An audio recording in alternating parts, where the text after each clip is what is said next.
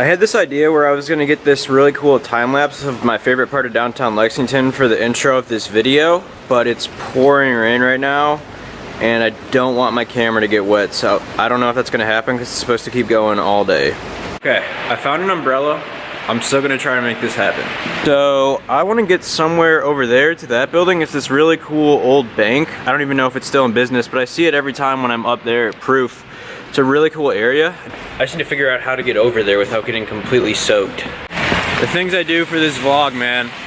Wait. So this is the building right here. I don't know if you guys can hear me. I just think it's really cool. I don't know a lot about architecture, but I like the pillars, so let's give it a go. Hopefully that turned out pretty cool. I guess if you're watching this right now, you tell me. But I'm about to go hit a leg workout and bring you guys with me, so let's go.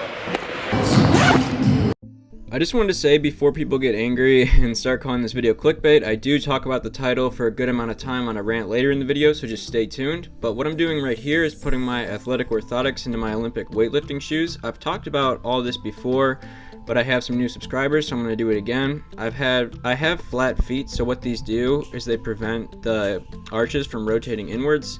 And then I always like to do some foam rolling for warming up. It gets the hip flexors nice and loose. It's my favorite way to warm up. Next to this next variation I'm doing right here, I call these bikini girl get downs. I don't know what their name is, but girls that compete always do them in the gym to build their booty, but I just like them because they get my hip flexors nice and loose. Now moving into the lifts, this is 295 pounds for a single. I think the working weights I did today was just a 3x1 followed by a 3x8, and I've been doing some heavier weights lately.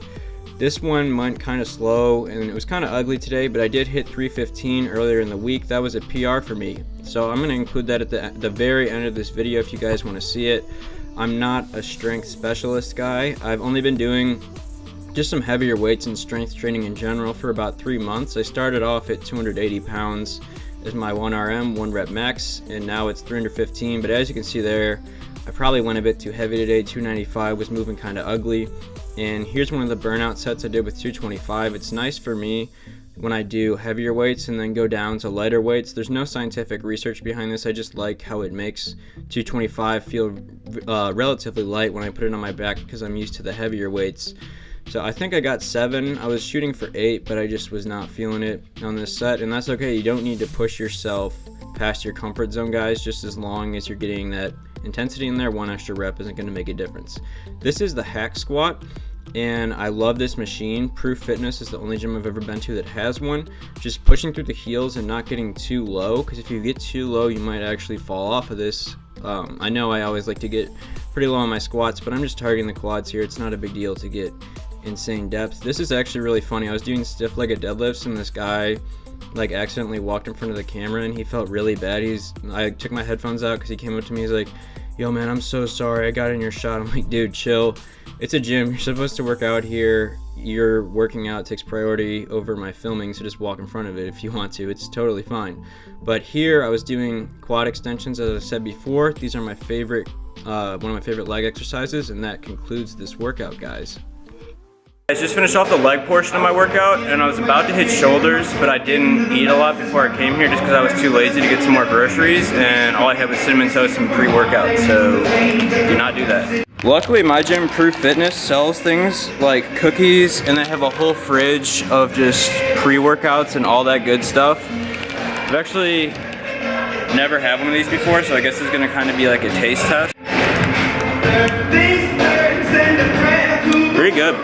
It tastes like vanilla s'mores, kind of. It's funny because this game is going on literally like 2 blocks from where I am right now, but I'm just watching it on TV because we're kind of bad this year. We're losing to Alabama right now in basketball. That's how bad we are. I give these Lenny and Larry cookies a 7 out of 10. It's not perfect, but I mean, it is a protein cookie, so what can you expect? And it should give me the fuel to finish this workout. It's funny, guys, because I've only been doing this for a month, but I feel like I've made some massive strides. When I first started out, I was so self-conscious about what everyone would think, but during that cookie scene, there were people like staring at me. I was just doing that in the public. There's someone staring at me in the parking garage right now, but I just don't care, because I've learned that the best vloggers, you look at Casey Neistat. He's not entertaining because he cares what everyone thinks about him. He just does whatever he wants. So that's the mentality I'm trying to go at this with. I'm not gonna lie, guys, this week has taken a lot out of me. It's annoying because I've gotten to the point where I'm actually starting to see a future with the stuff that I'm doing, but school is just a bunch of busy work that's holding me back. Now this is going to sound really ignorant and dumb to a lot of people, but guess what, guys? I could give a about my GPA. I sit in lecture and I think, what even qualifies this person to be teaching me this? They're teaching about a subject, they're teaching about management, they're teaching about entrepreneurship, about something they've never done. And they don't have any real life experience. At the end of the day, you can read all the books you want. That's not going to do anything for you. All I wanted to do this week was work on my recent project that I started up, but I couldn't because I had this big finance exam coming up, and that caused me to stay up until 3 a.m. some nights and get up at 7 a.m. just to start it all over again the next day. And that's fine with me, but right now, it's like I said, I'm seeing a future with this, and it's almost like it's too much for me to swallow. And I wanted to hire...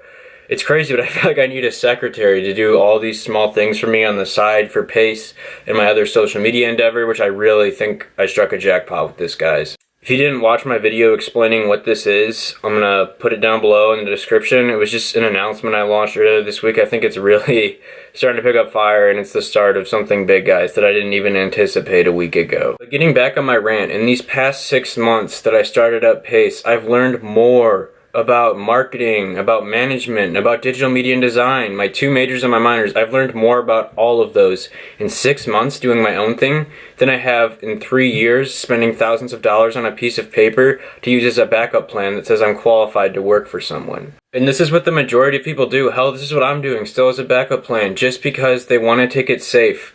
But nobody in life that makes it big got big by taking it safe. It's a risk. Probably there's a 10% chance this is going to explode and I'm going to make it. I don't know, maybe less, maybe more. But if you just think about the risk, you're never going to jump the gun and you're never going to do it. And that's why I finally decided to try out a sole proprietorship this summer. Start out with something small, expand it into something big, and work on other ventures on the side. Think about what would have happened if every single person that's made an impact on this world wasted that time at school pursuing a degree just to go and work under someone else. There would be nothing. We wouldn't have anything inventive or cool. There wouldn't be Macs. There wouldn't be Facebook. There wouldn't be social media, which I'm preaching to you guys on this platform. I'm sorry, guys. That's enough of that little rant. I had to get that off my chest because it's something that's been running through my mind, not only this entire semester, but really just this past week especially. But yeah, basically what I've been doing, if you didn't watch the last announcement video, is I made that Instagram growth video and it started getting really big. So I had probably I would say I get 30 to 40 messages a day throughout all platforms. That's email, direct messages, somebody who found me on Facebook, and just people messaging me asking if they can join my engagement group. I can't do that, but what I can do is build engagement groups for them. So I started just an application process. You can apply for $25. I'll build an engagement group for you. And this was the result of that. Just all these people applying.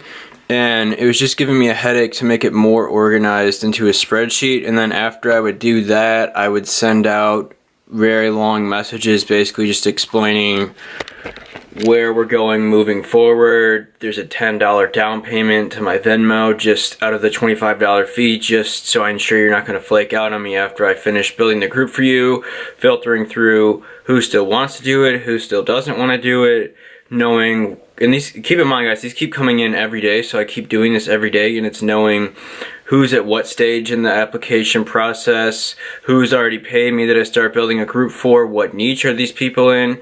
So yeah, just trying to do that while studying and a bunch of homework just gave me a massive headache. I love wearing this bandana, it makes my head look like it's a potato. But going back to that rant I had earlier about school, obviously school is for the majority of people. What I was trying to say is if you have this idea, don't be afraid to let school hold you back. I had no idea 2 years ago when I applied to college that I'd be doing what I'm doing right now. So obviously it was the safe route. I've completed almost 3 years. I'm going to go ahead and finish it out. Don't make any brash decisions and drop out. I guess I'm kind of a hypocrite. I'm still completing my education. I was just ranting at the camera.